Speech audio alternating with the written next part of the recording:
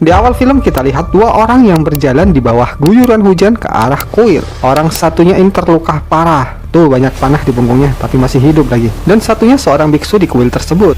Pria yang terluka tadi bernama Daigo Kagemitsu. Penguasa wilayah dikalahkan oleh rivalnya Tanamaya. Di kuil ini Daigo meminta pertolongan dari iblis dan bersekutu dengan 48 iblis. Patungnya tuh ada dalam kuil. Supaya dia bisa menguasai seluruh dunia. Permintaan itu dikabulkan dengan syarat dia harus numbalin tubuh anaknya ke iblis tersebut. Karena ada 48 iblis, maka ya dibagikan 48 bagian tubuh dari anaknya yang masih bayi. Setelah itu dia diberi kekuatan untuk hidup kembali. Kemudian biksu tadi datang dan dibelahlah tubuh biksu tadi oleh Daigo. Di tempat lain dilihatkan peperangan yang terjadi dan banyak korban dari tentara Daigo berwarna hitam yang berjatuhan. Scene berpindah di bar dan seksi dancer zaman Shogun sedang beraksi.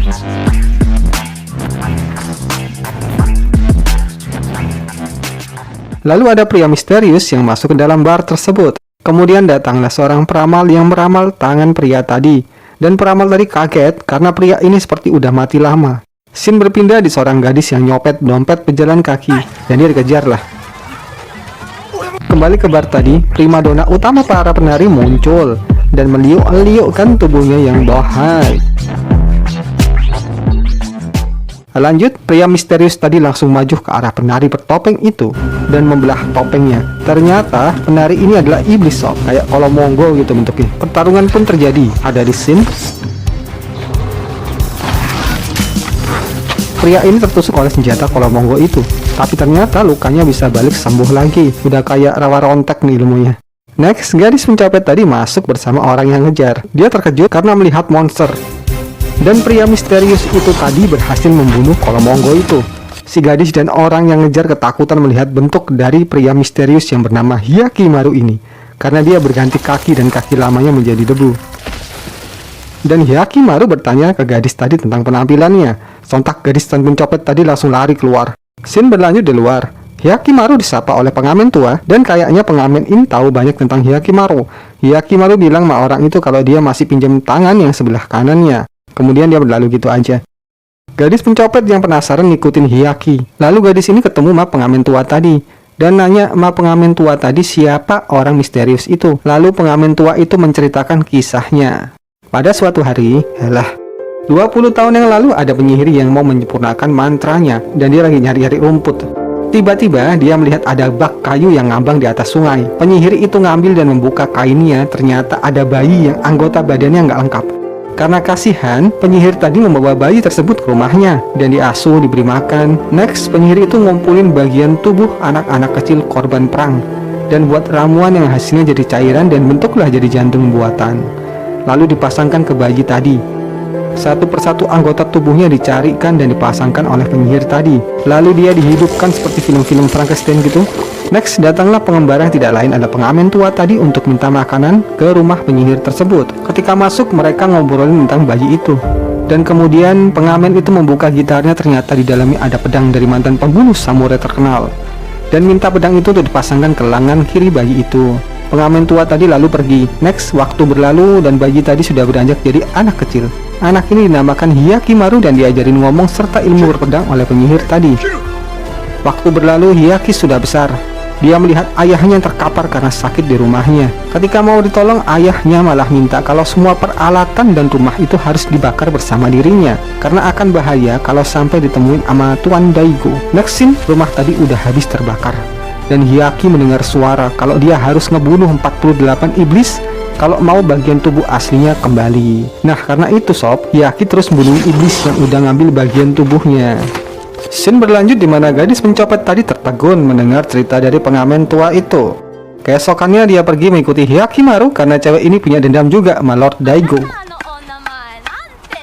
Dan gadis ini bertanya nama dari Hyaki dan jawab dia punya banyak nama, salah satunya Dororo. Dan ternyata gadis ini dari kecil juga nggak punya nama.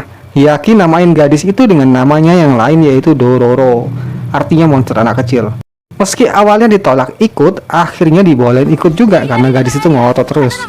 Next scene, mereka istirahat di sungai dan Hyakimaru terbangun karena melihat monster kayak baby alien dan ikut dengan monster tersebut ke sebuah kuil yang terbakar. Dororo bingung dan nanya itu makhluk apa. Ternyata itu adalah kumpulan dari 10 roh anak kecil yang mati di kuil yang terbakar itu. Nggak lama ada pria dan wanita yang datang dan ngasih persembahan makanan untuk anaknya yang mati di situ. Ternyata sob, tempat itu adalah pembuangan anak karena kondisi ekonomi orang tua mereka yang kesulitan di pemerintahan Daigo Kagemitsu. Daigo ini udah naklukkan hampir seluruh Jepun sob ceritanya. Lalu Dororo merasa emosi dengan kelakuan orang tua salah satu anak ini. Soalnya tega ngebuang anak kandungnya sendiri dan mati dibakar sama api di sana. Dororo cerita dulu ortunya juga mati, tapi masih berjuang untuk melindungi dirinya. Dan ortu ini malah ngebuang anaknya gitu aja. Oke, scene berlanjut di mana Dororo mau pergi tapi malah balik ngikutin Hyakki. Kemudian mereka bertemu dengan seseorang yang minta mereka untuk tinggal dan istirahat di kediamannya. Tawaran pun diterima. Next, di rumah orang itu mereka disambut sama keluarganya. Anaknya banyak banget sob, kembar semua lagi. Lalu mereka minum dan makan dan orang tadi bercerita kalau kuil tadi terbakar karena ada petir yang nyambar, akhirnya ya kebakar. Scene berlanjut ketika mereka sedang mau tidur. Di lain tempat, anak-anak kembar tadi ngobrolin rencana mau makan mereka. Dengan cara direbus kah? Dibersihin dulu. Ternyata mereka ini monster ulet sob. Ketika ulet-ulet ini masuk ke dalam kamar Hyakki, Hyakki langsung nyerang dan ngebunuhin monster itu. Next, mereka diberitahu sama baby alien yang tadi ada jalan rahasia. Dan ketika mereka masuk ke dalam, ternyata di dalam banyak tulang belulang anak-anak. Dan banyak banget kepemong ulet di situ. Dan tembusan gua tadi langsung ke kuil yang kebakar tuh. Hyakki langsung datengin yang punya rumah. Ternyata istrinya itu iblis dan mempengaruhi otak suaminya. Iblis ini sengaja nyamar jadi biksu di kuil itu dan orang-orang bisa ngebuang dan nitipkan anaknya di sana. Tapi tujuannya untuk makanan monster itu sama anak-anaknya. Jadi anak-anak itu dimakan dari sob. Iblis tadi langsung nusuk Hyakki dan suaminya. Tapi Hyakki bisa sembuh lagi dan bertarung dengan iblis hangat itu di luar.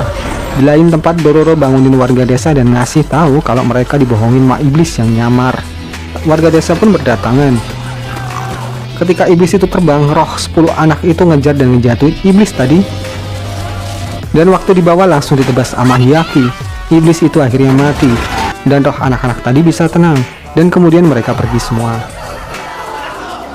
Lalu Hyakki kesakitan dan muntahin paru-parunya.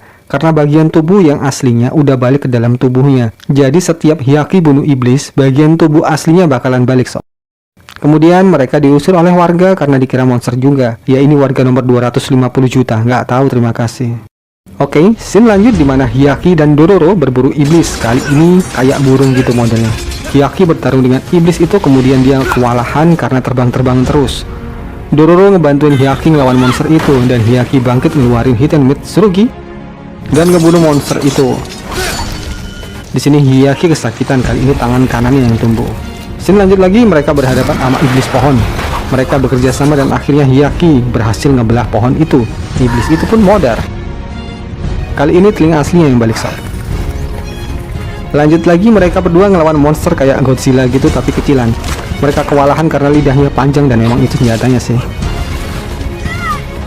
Kemudian lidahnya berhasil dipotong sama Hyakki dan Hyakki masuk ke dalam mulutnya. Dihancurkannya monster itu dari dalam. Kali ini yang balik ke tubuhnya adalah pita suaranya. Jadi suaranya udah balik normal lagi. Next scene, mereka berjalan sampai di reruntuhan bangunan bekas tembok perbatasan. Dororo menunjukkan istana Daigo Kagemitsu yang semakin hari bertambah besar. Dan dia cerita kalau dia dendam sekali sama Daigo dan bakal ngebunuh keturunannya juga.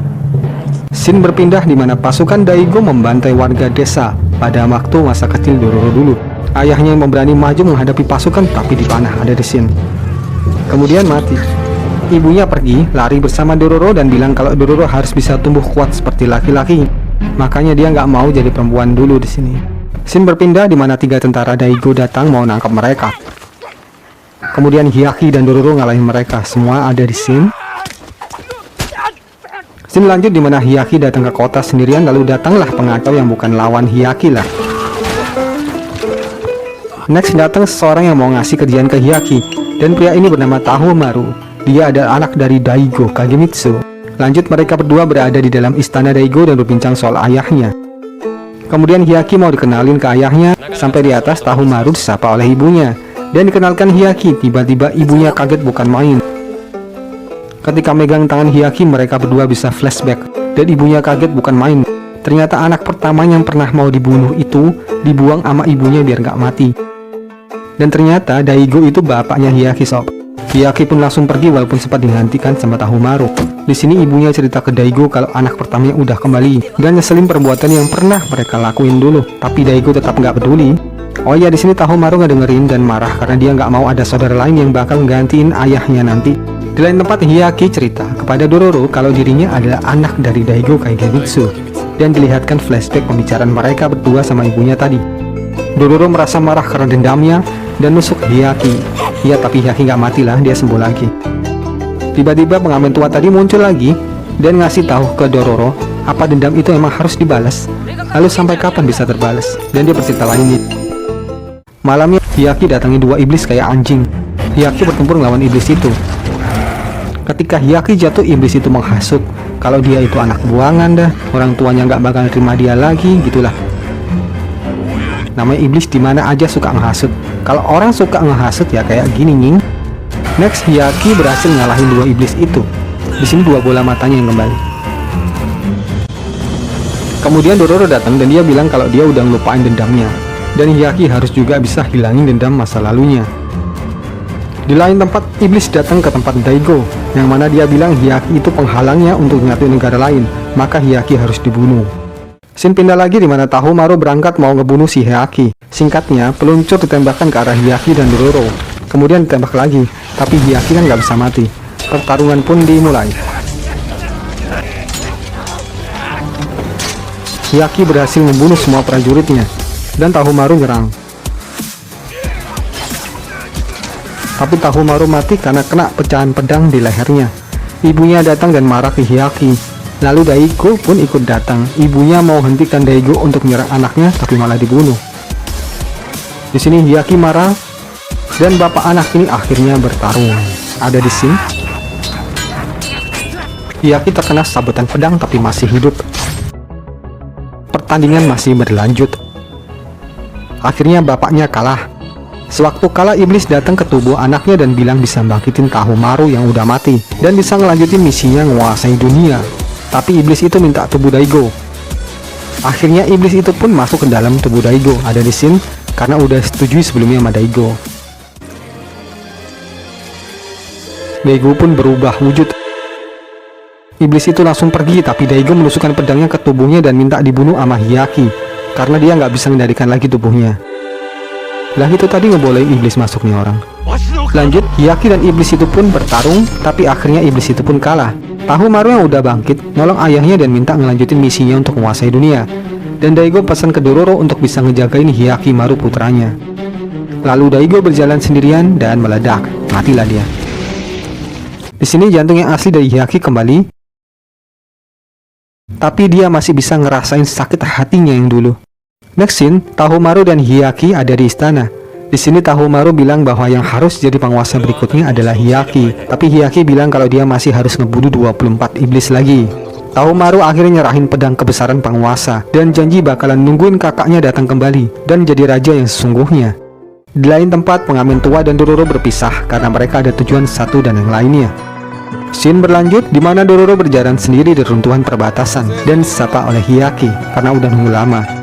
Di sini Dororo nangis karena Hyakki masih kembali jalan sama Dororo. Dan Dororo juga bilang kalau dia masih belum mau untuk jadi wanita lagi. Kemudian mereka pun melanjutkan perjalanannya dan sampailah mereka di pinggir laut. Dan film pun berakhir. Oke sobers, itu tadi ringkas film dari Dororo. Makasih, semoga kalian terhibur dengan film ini. Terus dukung channel ini ya untuk update film lainnya. See you soon dan assalamualaikum.